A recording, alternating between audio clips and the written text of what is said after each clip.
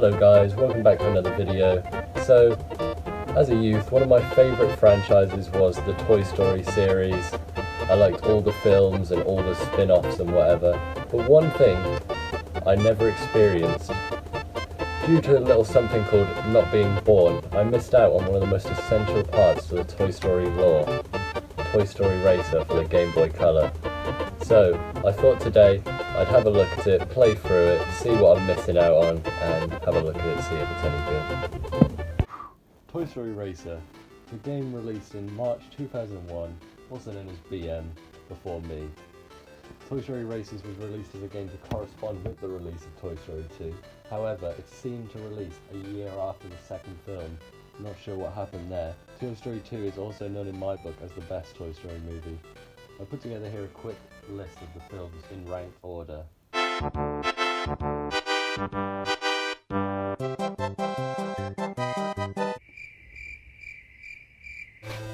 The game was developed by Disney Interactive, Activision and Tiertex, whoever they are, and the game was developed for the Game Boy Color.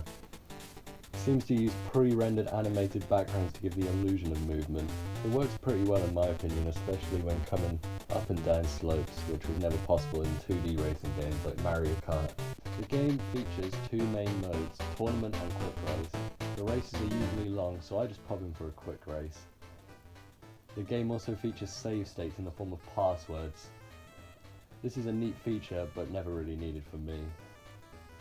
The game features three main stages: Pizza Planet, Street Racing and Andy's House. This one looking the most impressive with the animated jumps.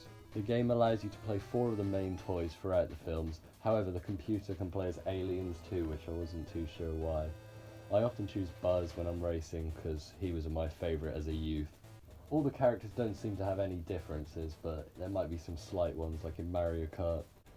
Once the game starts, you'll notice right off the bat that the controls in the game are quite different to other races.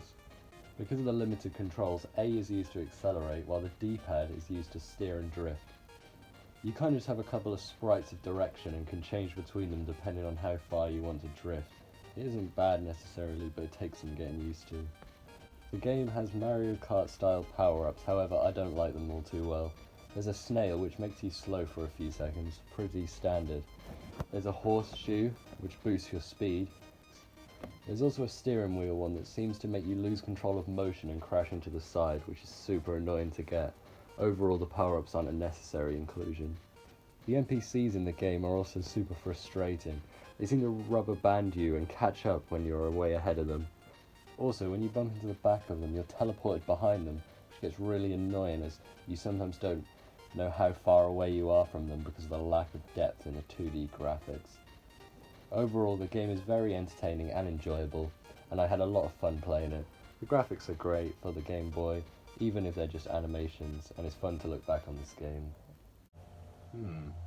Nowadays, Toy Story Racer is just seen as another one of those licensed race car games people often make these days, but I'm going to change that. I'm going to be heading straight to Activision and Disney. We're going to try and get the band back together to recreate the game for the modern day.